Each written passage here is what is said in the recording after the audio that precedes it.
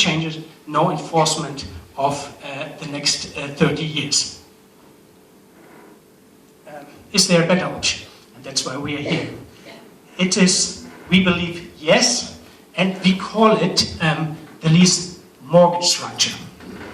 Why is it better? We believe it's first of all, the payments are a reflection of the reality.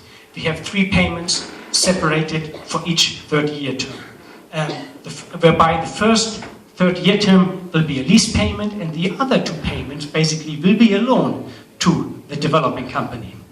And this loan is secured on the property itself. So what we don't have here, and this is one plot of land that I'm going to lease for 90 years, or 30 plus 30 years, from a developer.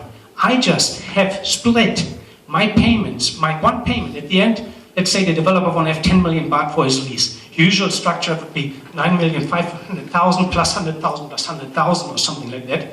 Here we have 10 million baht for the lease. Actually, we make now 2 million baht for the lease and 8 million baht as loan. And this loan will be with a high interest rate and in addition secured with a mortgage. At the end of the first 30-year lease term, the person, the developer, has the right to repay that loan by granting another lease. If he fails to do so, the damage provision comes in and the high interest rate. At that point of time, he basically, if he fails to grant you a new lease, he will have to repay you that investment, that the next 60 years, the next prepayment, basically the 8 million baht that I was talking about, including high interest rate.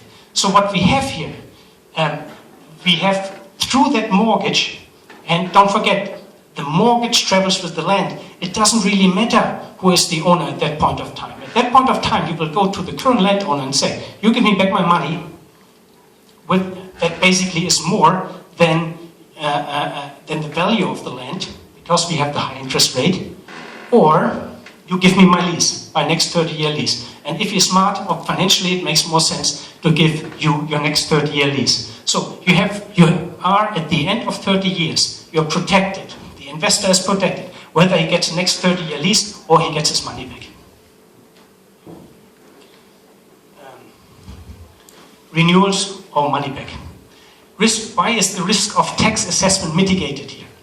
As I told you, we have real values here, because we not going to have like 9 million plus 100,000 plus 100,000. We structure the 10 million baht that the developer wants to have in order to lease out the property, in order to give you the mortgage. We will start with 2 million, 3 million for the next, and 7 million maybe for the last 30 years.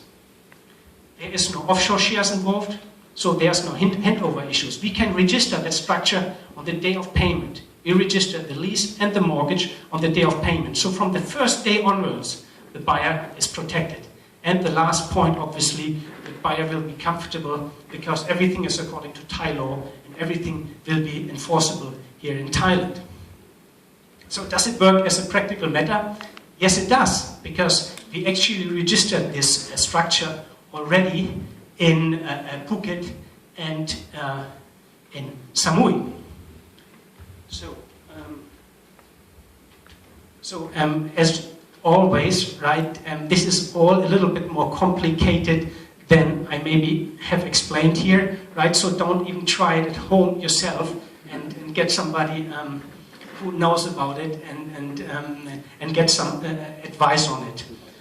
Also, we have written articles on that matter, and if you're interested in that, please come to me later and I will give you some of them. It's not only on that, it's also on the different issues that we will be talking about today.